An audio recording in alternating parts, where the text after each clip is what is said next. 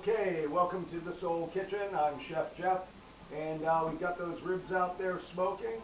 We want to make a finishing sauce, something just to add on it. It's basically like a North Carolina thin barbecue sauce, not the tomato-y one in the bottle that you buy, although we do make that. But this is the thinner version of that. It's a vinegar base. What we're going to do is we're going to add, I'm going to tell you the small measurements. I usually double it up. So 1 cup cider vinegar, 1 cup of white. I like to always mix those two. It gives it a lot better flavor and color. Then we add, there we go, some cayenne. So we're going to add about a tablespoon of each of these ingredients.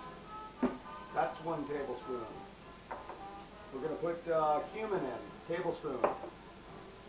We're going to put just a dash of chili powder, otherwise it looks ugly, it gets too dark. Just adds a little flavor. Instead of salt, I add a little salt, but I put a little celery salt in as well. And some ground mustard. Then a shot or two of Frank's hot sauce is good. It's got no preservatives in it. It's one of the cleaner ones, not like Pete's. That's got a lot of crap in it. This works, or Tabasco, either way. You can put a shot of Worcestershire in there too, but again, that kind of blackens it up and it doesn't make it look as good.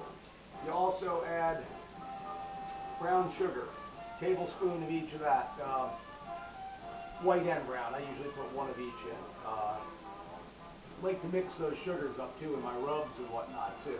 Same thing. I think that's about it for here. Then what I do is I stir it up with a whisk. Whisk it all up good. Now they say you don't need to heat it, but since there's sugar in it, I always tend to heat anything with sugar in it. Bring it up to a quick boil and then let it cool down. You don't need to bake it, cook it, you just need to quickly heat it. That'll just make sure everything melds together.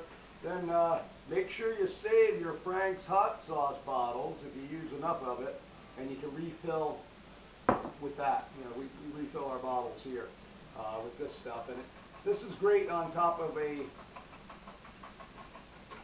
rack of ribs that has, like my Jeff's rib rub on it. This is just kind of it sweetens it up. It's awesome. I use this as a marinade a lot of times on pork and things as well. And you can make it to your liking. You know, you don't have to make it as hot, or you can make it a hell of a lot hotter. I threw a couple of, I like it hot, so I threw a couple of crushed red pepper flakes in as well. And we're just going to put that on a medium heat and let it rip.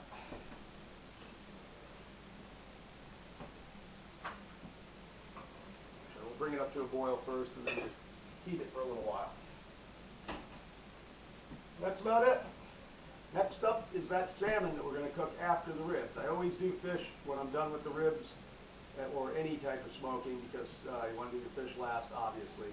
And hey, why clean the smoker twice?